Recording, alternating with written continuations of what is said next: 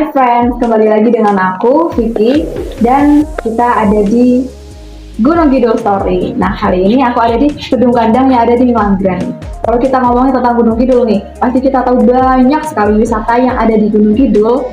Ada Pantai Baron, ada Pantai Indrayanti, ada Gua Pindul, dan juga masih banyak lagi. Dan nggak lupa, di sini kita ada di Desa Wisata Ngelanggeran yang sudah go internasional. Di samping saya ada Pak Sujarwono selaku Dinas Pariwisata dan juga Pembina Pokdarwis, dan samping saya juga ada Pak Mursidi selaku Ketua Pokdarwis. Kenalkan, saya Sujarwono dari Dinas Pariwisata Kabupaten Gunung Kidul. Kebetulan saya mengampu di kelembagaan destinasi wisata Kabupaten Gunung Kidul. Perkenalkan, nama saya Mursidi, kebetulan selaku Ketua Pokdarwis di Desa Wisata Ngelanggeran. Tadi sudah ngomongin tentang Pokdarwis. Nah, kira-kira Pokdarwis itu apa dan tugasnya apa aja? Pokdarwis itu sendiri adalah kelembagaan di tingkat masyarakat yang anggotanya terdiri dari pelaku kepariwisataan, unsur pentahelix yang ada di wilayah setempat, yang mempunyai tugas dan tanggung jawab dalam rangka mengembangkan iklim kondusif berkembangnya pariwisata di tempat tersebut, kemudian diyakini untuk bisa terciptanya sabta pesona di kawasan pengembangan wisata yang ada di wilayah tersebut. Tugas pokok dan fungsinya untuk Pokdarwis adalah suatu kelompok yang memiliki tugas untuk menyadarkan kepada baik itu masyarakat setempat maupun kepada wisatawan untuk bisa menerapkan tentang sabta pesona, yaitu aman, bersih, tertib, indah, sejuk, ramah, dan kenangan. Kemudian selain itu memang Pokdarwis berfungsi untuk mengkoordinasikan dengan stakeholder yang lain terkait dengan bagaimana menyiapkan fasilitas yang ada di wilayah pengembangan pariwisata, baik itu tentang aksesibilitasnya, daya tarik wisatanya, maupun amenitasnya atau fasilitas pendukung agar wisatawan yang berkunjung itu bisa dilayani dengan sebaik mungkin. Bu Siti, untuk pemilihan Pokdarwis itu kita memilih melalui demokrasi atau langsung ditunjuk atau hukuman seperti apa, Pak?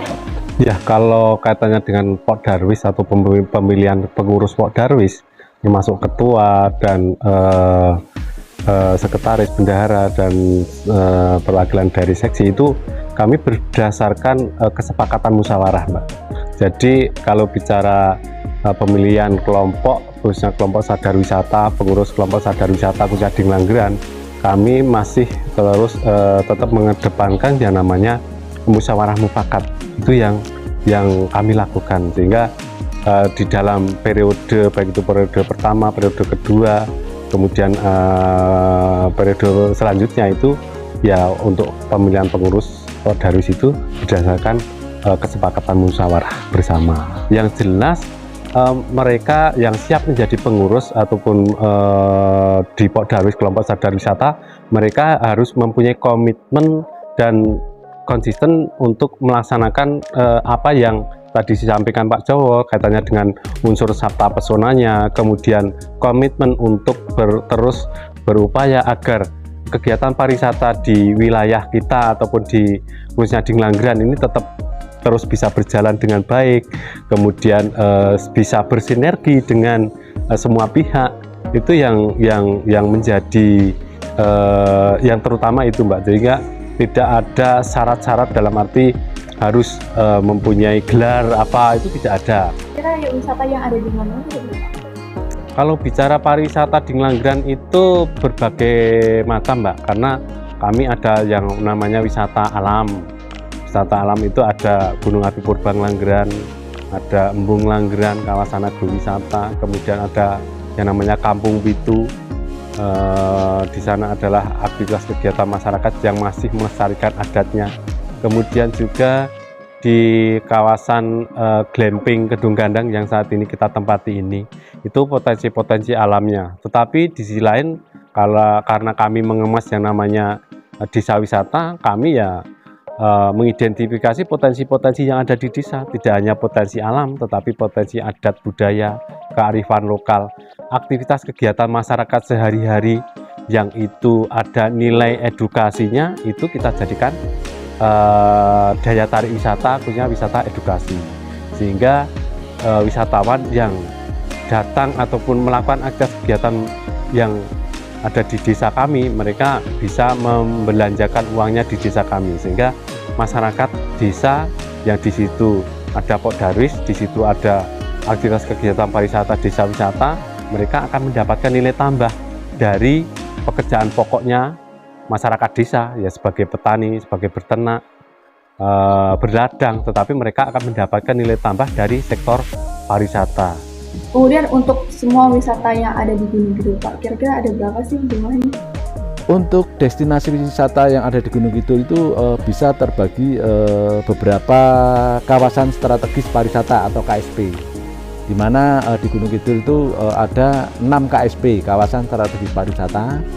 Di KSP pertama, kedua, dan ketiga ini merupakan kawasan pantai, di mana KSP 1 mulai dari Watu Gupit, kemudian Ngrenean, Ngobaran, Nguyahan, kemudian KSP 2 mulai Baron, Kukup, Krakal, Sunda, kemudian di KSP 3 itu Pantai Siung, Mediombo, dan sekitarnya. Nah, wilayah pantai inilah yang menjadi kekuatan kami untuk meningkatkan pendapatan asli daerah melalui kegiatan wisata pantai. Kemudian wisata di zona utara yang dikenal dengan kegiatan-kegiatan wisata pegunungan, kemudian wisata goa, kemudian wisata hutan, air terjun, itu ada di Gunung Kidul. Sehingga untuk keragaman tarik wisata di Gunung Kidul itu sangat lengkap, mulai dari bawah tanah dengan wisata susur wisata sungai bawah tanahnya, seperti di Gua Pindul, kemudian di Kali Suci. Kemudian yang terkait dengan wisata udara, misalnya terbang layang atau gantole, itu di Watu Gupit.